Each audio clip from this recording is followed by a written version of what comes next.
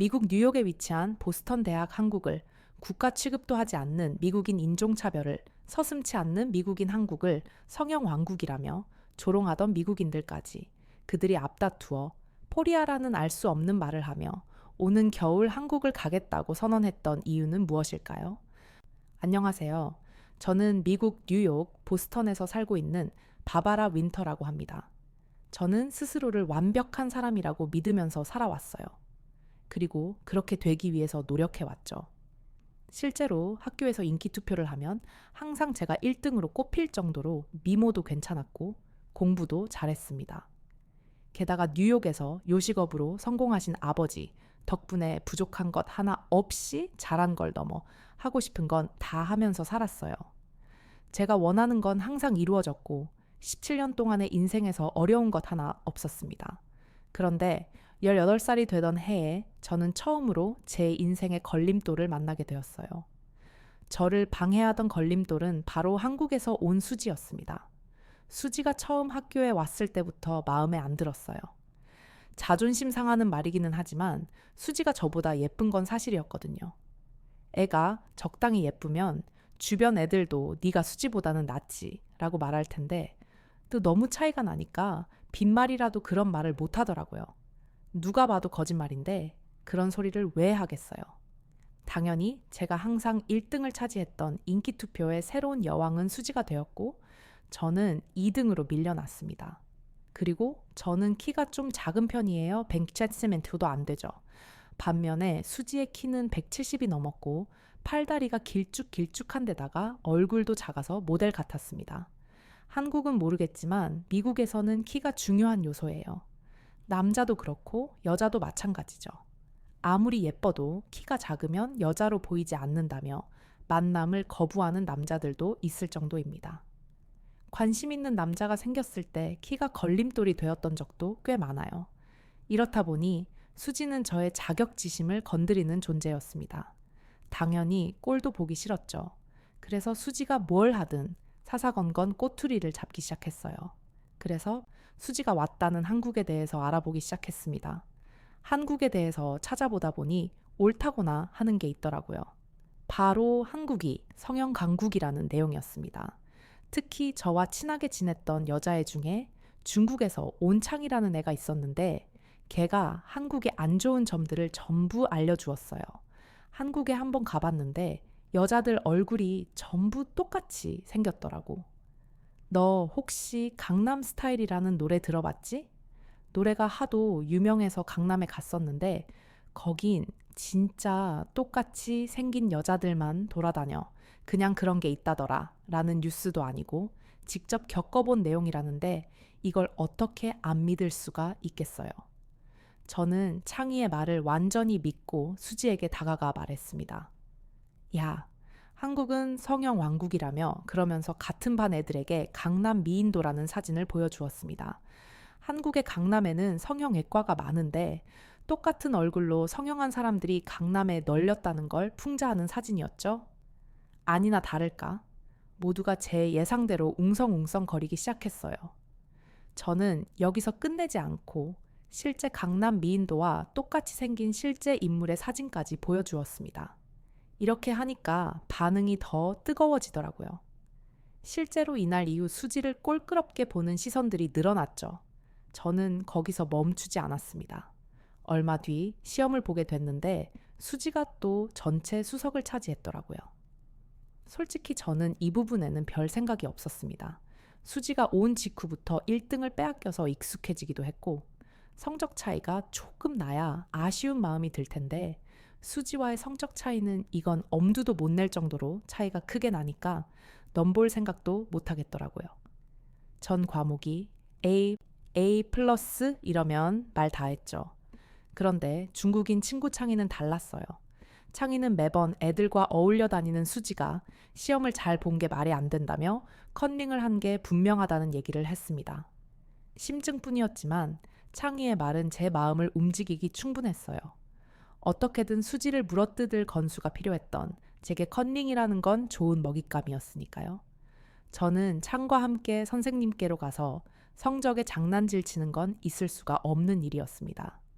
선생님은 수지를 불러서 시험 문제를 다시 풀게 하셨어요. 만약 한 문제라도 틀리면 수지는 컨닝범이 되겠죠.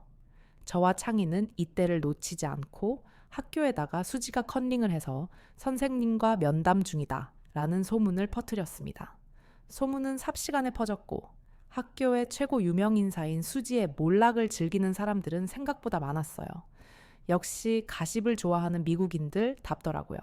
게다가 얼마 뒤에 한국인인 수지의 부모님이 뉴욕에서 성형외과 의사로 일하고 있다는 걸 알게 되었습니다. 그러자 창희는 또다시 제 마음에 쏙 드는 말을 하더라고요. 부모가 성형외과 의사니까 자연스럽게 수술할 수 있었던 거네. 그리고 내가 알아봤는데 한국은 성형 왕국답게 성형 기술이 어마어마한 속도로 빠르게 발전하고 있대. 예전처럼 사람 얼굴을 다 똑같이 만들지 않는다는 소리야. 수지도 마찬가지지. 게다가 부모가 성형외과 의사잖아. 그러니 얼굴에 얼마나 신경을 썼겠어? 저는 이 말에 또 한 번 혹했습니다. 그리고 이 소문을 퍼뜨렸고 소문은 진화되지 않은 채 삽시간에 퍼져나갔습니다. 그나마 곁에 있던 수지의 친구들도 수지에게 속았다며 등을 돌리기 시작했죠. 저는 수지가 우중충해져서 학교에 오는 걸 지옥처럼 생각할 줄 알았습니다. 그런데 전혀 그렇지 않았어요.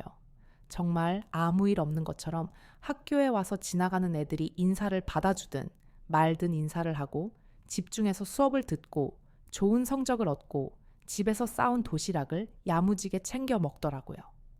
창희는 그런 수지를 향해 음침하다. 저렇게 아무렇지 않은 척 하다가 집에 가면 저주 인형이라도 만드는 거 아니냐라는 식으로 수지를 향해 막말을 서슴지 않았습니다. 그런데 그런 수지의 모습을 볼 때마다 제 마음속에서는 뭔가 다른 감정이 솟아나오기 시작했어요. 남들 시선 신경 쓰지 않고 고고하고 묵묵하게 자기 자리를 지키는 수지가 멋있어 보일 정도였습니다. 제 눈은 점점 수지만 쫓았고 수지를 가까이에서 보면 볼수록 제가 수지에 대해 너무 많은 걸 오해하고 있다는 걸 깨달았어요. 정말 초등학생도 안 할 법한 유치한 짓을 했더라고요. 수지는 다른 학생들이 대충 집어던 지고간 쓰레기를 자기 손으로 주워서 쓰레기통에 버리는 사람이었고 수업이 끝나면 칠판을 닦는 것도 항상 수지였습니다. 체육 시간이나 음악 시간에 교실을 이동해야 하는 상황이 생기면 마지막까지 교실에 남아 문을 잠그는 것도 수지였죠.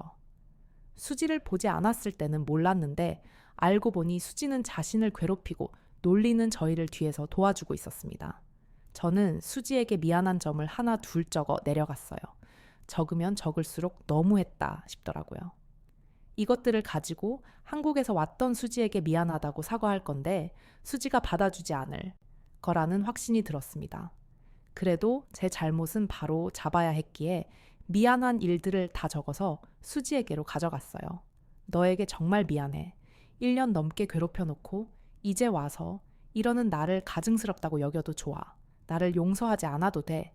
하지만 내가 진심으로 미안해하고 있다는 건 꼭 알아줬으면 좋겠어. 변명처럼 드릴지도 모르겠지만 1년 전에 나는 질투심에 눈이 멀어서 제대로 된 판단을 하지 못했던 것 같아. 정말 미안해.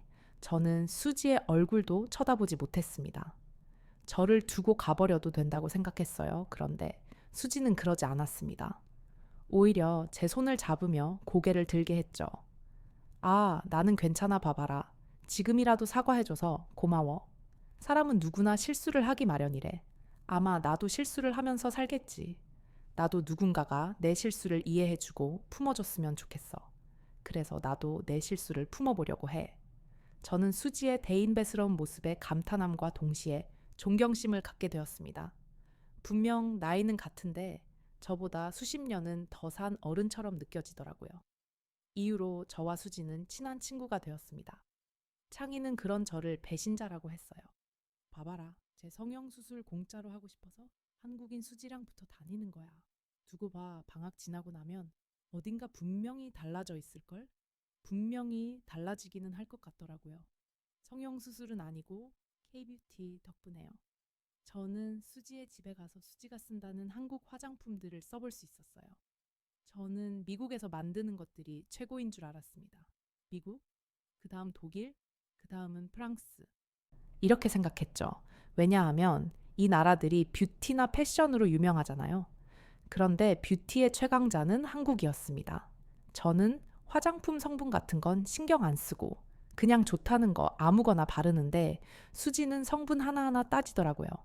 사실 수지는 백인보다 더 하얘 보입니다. 백인들은 말이 백인이지 사실 붉은기가 더 심해요. 하지만 수지는 하얀 걸 넘어서 피부가 투명했습니다. 그리고 수지를 통해 알게 된 한국인 분들도 다 마찬가지였어요.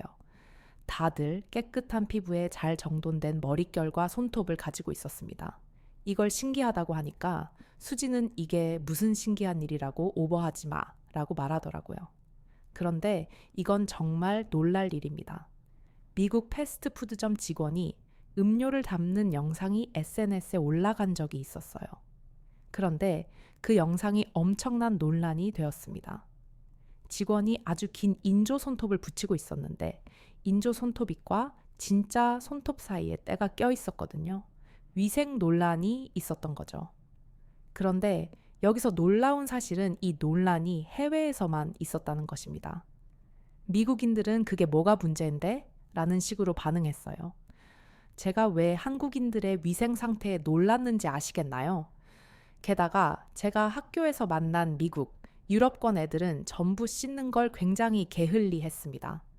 흑인들은 드래그 머리라는 걸 많이들 하는데요. 드래그 머리는 관리하는 게 워낙 까다로워서 머리를 감는 것조차 어렵습니다. 저희 학교에는 몇 년이나 머리를 안 감은 애도 있었어요. 냄새 나지 않나고요? 당연히 나죠. 그런데 왜 주변에서 가만히 있냐고요?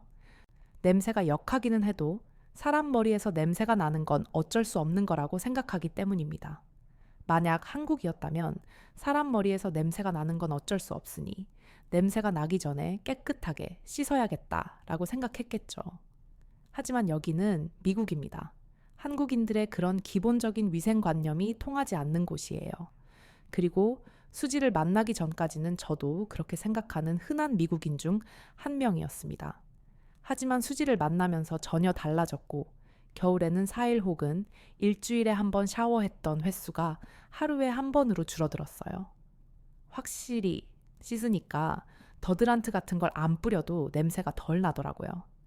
제가 수지를 통해 깨끗한 사람으로 거듭나던 그때 오랜만에 중국인 창희가 나타났습니다. 창희는 언제 사귀었는지 모를 애들을 데리고 와서는 건들거리며 저와 수지에게 시비를 걸었어요. 그러더니 어디서 배웠는지 코를 틀어 막더라고요. 냄새나. 봐봐라. 너한테서는 썩은 치즈 냄새가 나고 수지. 너한테서는 마늘 냄새가 나. 남한테 피해주지 말고 그냥 집에 들어가면 안 돼? 아니면 샤워실 가서 빡빡 씻던가. 너무 전형적인 인종차별적 발언이었습니다. 그런데 냄새를 가지고 하는 인종차별을 중국인 창의하니까 어이가 없더라고요. 창의야말로 몸에서 이상한 냄새가 나는 애들 중 하나였습니다. 서양인들에게서 나는 냄새랑은 조금 달랐죠. 창의 몸에서 나는 냄새의 원인을 알게 된 건 창과 친할 때 창의 집에 저녁 식사를 하러 가서였습니다. 온 집안에 창의 냄새가 퍼져 있더라고요. 알고 보니 중국 음식에 들어가는 향신료 냄새였습니다. 중국 향신료 냄새를 맡아본 분들은 아시겠지만 이게 냄새가 장난이 아닙니다. 설탕을 녹인 것처럼 달달한 냄새도 아니고 어딘가 모르게 쿰쿰하고 기분 나쁜 냄새가 나요. 오래 맡고 있으면 머리가 어질어질해질 정도였죠. 먹는 것 때문에 몸에서 냄새가 나는 건 수지가 아니라 창이었습니다. 수지도 마늘을 많이 먹기는 했지만 수지에게서 마늘 냄새가 나지는 않았어요. 외국인들은 한국인들이 마늘을 통째로 씹어 먹는 줄 아는데 한국인들은 마늘을 다양한 형태로 먹더라고요. 구워 먹기도 하고 갈아서 음식에 넣어 먹기도 하고 생으로 먹기도 하죠. 그런데 생으로 수십 개를 먹지 않는 이상 심하게 마늘 냄새가 나지 않습니다. 그리고 생으로 마늘을 수십 개 먹는 사람은 많지 않죠. 그리고 제가 만난 한국인들은 모두 마늘이 들어간 음식을 먹으면 항상 양치를 했습니다. 다른 사람에게 피해를 안 주려고요. 양치하니까 또 할 말이 있는데요. 저는 치약 칫솔통을 가지고 다니면서 양치하는 사람을 본 적이 없습니다. 사실 미국에서는 공공장소에서 양치하는 걸 굉장히 불쾌하게 생각해요. 이유는 잘 모르겠어요. 그냥 싫어해요. 그런데 밥을 먹으면 당연히 양치를 해야 하는 수지를 보다 보니 남이 양치하는 걸 불쾌하게 생각할 이유가 전혀 없더라고요. 오히려 그렇게 생각하는 마인드 자체를 깨부숴야 한다고 생각했습니다. 저는 양치를 아침, 저녁 이렇게 2번을 했지만 제 주변에는 하루에 1번 양치를 하는 애들도 허다합니다. 깜빡하고 하루는 건너뛰었다고 하는 애들도 많죠. 그 중에는 창희도 있습니다. 창희와 친하게 지냈을 때 창희 좋은 친구라고 생각하면서도 입 냄새만큼은 참을 수가 없었어요. 자꾸 냄새 이야기를 해서 죄송합니다. 하지만 채취로 입냄새로 고통을 주던 창이 냄새라는 키워드로 수지를 공격했다는 게 얼마나 어이없는 일인지 강조하고 싶어서 이 얘기를 하게 되었습니다. 저는 창이에게 야, 냄새 얘기하기 전에 내 냄새나 돌아봐. 너 어제는 양치했니? 나한테 3일 이상 안 해본 적도 있다고 자랑하듯 말한 적 있지 않아? 라고 말했어요. 그러자 창이는 얼굴이 새빨개져서는 자리를 떠났습니다. 저에게는 꼭 되돌려 놓고 싶은 게 있었어요. 바로 수지가 성형미인이라는 거짓 소문이었죠. 수지는 자기는 신경 쓰지 않는다고 말했지만 제가 그럴 수가 없었어요. 그래서 소문을 바로 잡고자 노력했지만 성형미인이라는 낙인은 쉽게 사라지지 않았습니다. 그러던 어느 날 아주 우연한 계기로 수지가 자연미인이라는 게 드러나게 되었어요. 학교에서 풋볼 경기가 있던 날인데 하필 공이 수지의 얼굴로 날아왔습니다. 재빠르게 피하면서 정면으로 부딪히는 건 피했지만 왼쪽 광대부터 코가 공에 강하게 부딪혔죠. 난리가 났습니다. 코도 하고 눈도 하고 돌려깎기까지 했다는 수지가 얼굴을 다쳤으니 재수술을 해야 할지도 모른다는 또 다른 소문이 생긴 거죠. 그런 얘기를 떠들던 사람 중 몇 명의 바람과 달리 수지는 다음 날 멀쩡히 학교에 왔습니다. 물론 거즈 같은 걸 붙인 상태였고 붓기와 멍이 있기는 했지만 수술이 필요한 상황은 아니었죠. 이때 사고로 인해 수지가 성형미인이 아니라는 사실을 한 번에 증명할 수 있었어요. 성형미인이라면 당장 수술을 해야 했을 테니까요. 그리고 수지는 병원에서 찍은 엑스레이 사진도 보여주었습니다. 그 어떤 보형물도 없다는 게 드러난 거죠. 이후로는 저 같은 애들이 많아졌습니다. 수지에게 큰 잘못을 했다며 사과를 허는 애들도 많았어요. 민망해서 쭈뼛거리는 애들도 있었죠. 그리고 수지는 저에게 그랬듯 그 아이들 모두를 품어주었습니다. 한 번 일이 풀리기 시작하니 다른 일도 술술 풀리더라고요. 어느 날 학교를 갔는데 다른 반 애가 저희 반으로 와서는 수지를 찾기 시작했습니다. 그러더니 수지에게로 다가와서 햄튼 병원에 닥터체를 아냐고 묻더라고요. 수지는 당황스러워하면서 우리 아버지가 햄튼 병원에서 일하기는 하신다 라고 말했죠. 그러자 그 아이는 뭐가 그리 반가운지 방방 뛰며 속사포로 말을 내뱉었습니다. 우리 학교에 닥터 최의 딸이 학교에 있다고 들었는데 그게 바로 너였어? 수지야, 너네 아버지가 내 동생을 살렸어. 알아? 뭔가 이상했어요. 수지의 부모님이 의사이기는 하지만 성형외과 의사잖아요. 저는 성형외과 의사가 생사의 기로에 서 있다고 생각하지 않았습니다. 보통 그렇잖아요. 외과나 응급의학과, 내과도 아니고 성형외과는 단순히 얼굴을 좀 더 예쁘게 만들어주는 정도라고 생각했습니다. 그런데 생명의 은인이라니 알고 보니 수지의 아버지는 그냥 성형외과 의사가 아니라 화상 전문의였어요. 그리고 수지의 아버지가 살려줬다는 아이의 주치의였죠. 수지를 찾아온 쌤의 동생은 전기사고를 당했는데 머리부터 발끝까지 순식간에 전기가 통하면서 온몸이 익어버렸고 한쪽 팔에 손가락 3개가 오그라들면서 사형물등 상태가 되었다고 합니다. 그런데 그걸 살려낸 분이 수지의 아버지였어요. 수술을 통해 손가락 3개를 펴냈고 모양이 온전하지는 않지만 재활을 통해 일상생활은 할 수 있는 수준이었죠. 게다가 수지의 어머니는 쌤의 동생의 피부를 이식하는 수술을 진행하실 예정이었고 그쪽 분야에서는 최고라 수술 결과는 걱정할 필요가 없다고 하더라고요. 샘은 수지에게 이렇게 말했습니다. 다른 의사들은 다 안 된다고 말했는데 내 부모님만 살릴 수 있다고 하셨어. 너희 가족이 미국에 와서 정말 다행이야. 그러자 수지는 샘에게 그건 내 공이 아니고 내 부모님이 하신 일이잖아. 감사 인사를 받아야 하는 분은 부모님이라고 생각해. 하지만 샘 내가 부모님을 더 자랑스럽게 여겼으면 해서 알려준 거지. 정말 고마워. 그리고 내 동생이 무사하다는 다행이야. 쾌유를 빌게 라고 말했습니다. 제가 수지였다면 콧대가 이렇게 높아져서는 으스댔을 거예요. 봤지? 우리 엄마 아빠가 이런 사람이야. 그러니까 까불지 말라고 말하면서 어슬렁거렸을 겁니다. 그런데 수지는 매사에 신중했고 겸손했어요. 게다가 샘이 민망해하지 않도록 샘의 마음을 읽어주었으며 샘의 동생의 쾌유까지 바래주는 아주 완벽한 언어를 구사했습니다. 예전에 한번 영국 귀족 언어를 배워본 적이 있어요. 자신의 의지와 뜻을 분명히 하면서도 상대를 존중하는 언어를 해야 한다고 했는데 수지는 그런 귀족 언어를 능수능란하게 해내더라고요. 나이는 같지만 이렇게 배울 점이 많은 사람은 제 인생을 통틀어 수지밖에 없을 거라고 생각했습니다. 그리고 이 일을 통해 제가 얼마나 편협한 생각을 가지고 있었는지 또 한 번 깨닫게 되었어요.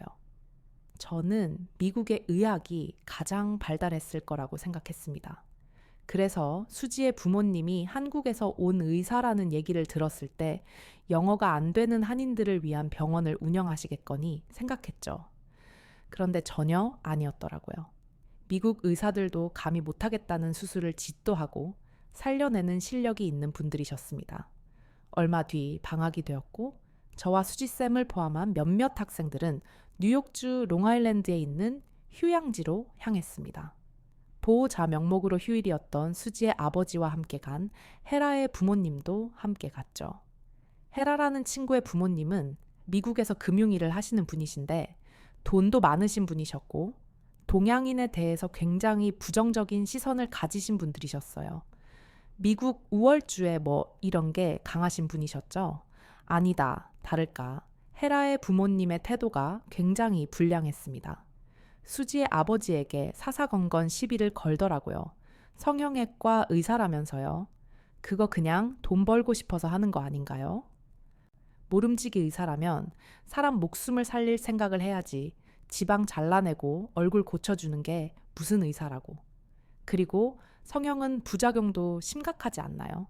환자한테 부작용을 안겨주는 게 무슨 의사예요? 암살자지 수지의 아버지는 허허 웃으며 모든 상황을 넘기셨습니다. 확실히 애들 앞에서 어른들이 싸우는 게 보기 좋지 않으니까요. 실제로 헤라의 부모님이 이런 식으로 굴 때마다 분위기가 차갑게 식고는 했습니다. 헤라의 부모님은 예전에 저 같았어요. 수지의 아버지가 별 반응을 하지 않자 더 열이 받았는지 더 격하게 신경을 긁더라고요. 아참 우리 헤라한테서 들은 건데 수지는 초등학생 때 이미 성형 수술을 했다면서요. 부모가 신경 써서 해줘서 그런지 수술이 자연스럽게 잘 됐네요. 그런데 아무리 그래도 그렇지. 어떻게 부모가 자식 얼굴에 칼을 들 생각을 해요. 이건 너무나 반인륜적인 행동 아닌가요? 한국은 외모지상주의가 심하다던데 당신 같은 부모들 때문에 애들이 죽어나는 거예요. 저는 진짜 이 사람들이 약을 잘못 먹었나 했습니다. 자식벌 되는 애들 앞에서 대체 이게 무슨 추태인지 어린 제가 보기에도 너무나 미성숙해 보이는 모습이었어요. 저를 포함한 다른 애들도 눈치를 보는 게 느껴졌는지 수지의 아버지는 처음으로 따끔하게 한마디를 하셨습니다. 그만하시죠. 애들이 봅니다. 그리고 제 딸 수지와 관련된 얘기는 전부 다 거짓이니 앞으로는 헤라의 말을 잘 걸러서 들으시는 게 좋겠네요. 그러자 헤라의 아버지는 고작 동양인 주제에 감히 내 딸, 헤라의 이름을 입에 올린다 라며 수지의 아버지를 밀치기 시작했어요. 큰 싸움으로 번질까 두려워하던 그때 멀리서 비명소리가 들려왔습니다. 멀리 바닷가에서 보이는 건 지느러미였어요. 순간 얼마 전 롱아일랜드에서 있었던 상어물림 사고가 생각났습니다. 비명소리가 난 곳에서는 한 아이가 미친 듯이 헤엄쳐 달려오고 있었고 그 뒤에는 헤라가 있었습니다. 아이들 쪽으로 상어가 향하고 있는 게 보였어요. 어른들은 소리를 질렀지만 실제로 달려간 사람은 수지의 아버지뿐이었습니다. 헤라의 아버지는 수영을 못하는지 밖에서 동동거리면서 구조 요원을 찾는 것밖에 못했습니다. 순식간에 아이들이 있는 곳으로 향한 수지의 아버지는 재빠르게 두 아이를 양쪽에 들쳐마고 전속력으로 뛰어나오셨습니다. 그때 구조 요원들이 합류하여 아이들은 무사히 바닷가를 나올 수 있었어요. 맨 몸으로 아이들을 구하기 위해 뛰어드는 건 정말 쉬운 일이 아닙니다. 그런데 수지 아버지는 일말의 고민 없이 뛰어든 거죠. 한국은 남자들이 모두 군대에서 의무 복무를 해야 한다고 들었는데 의사였던 수지의 아버지는 대한민국 해군에서 군의관으로 복무를 하셨다고 합니다.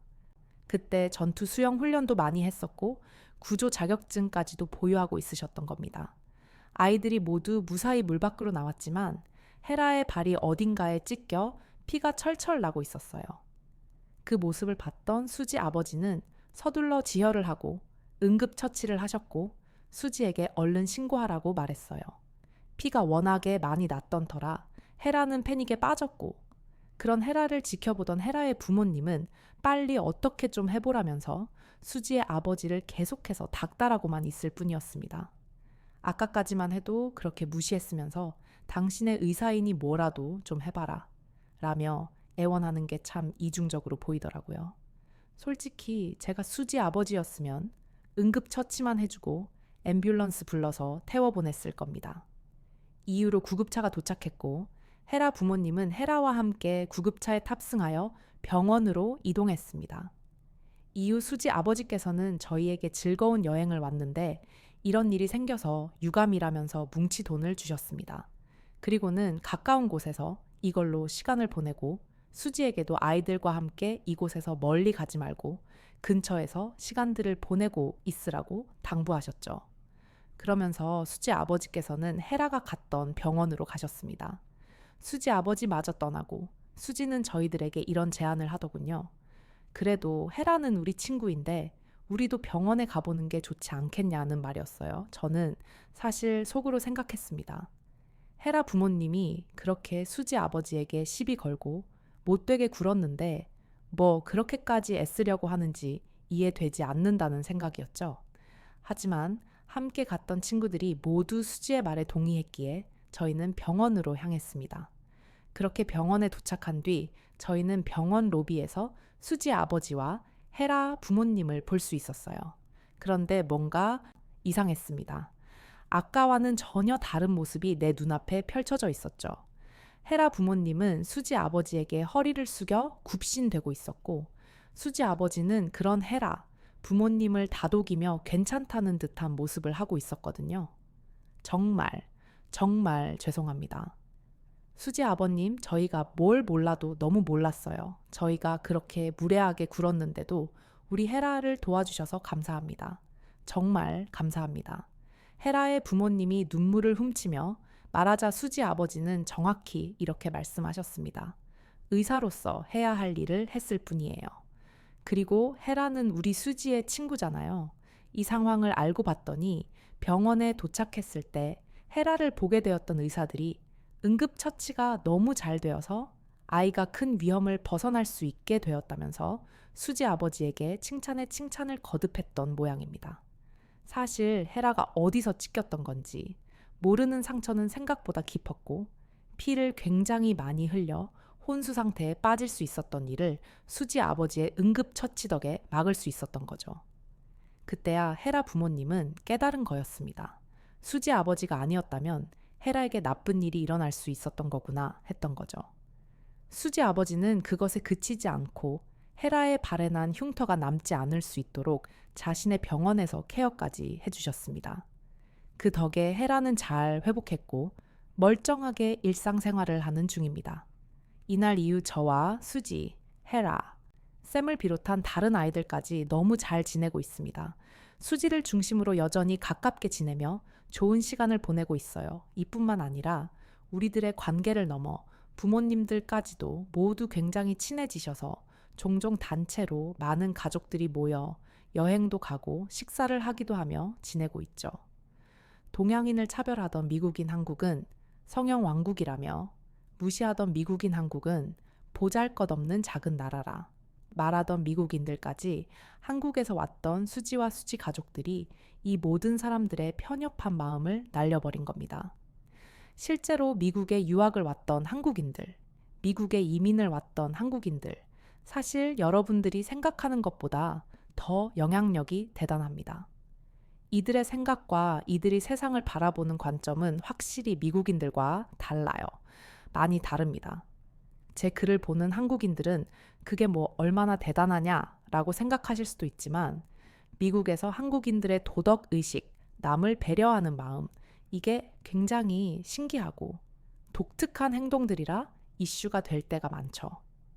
저희 친구들 중에 쌤의 어머님이 굉장히 쾌활하세요.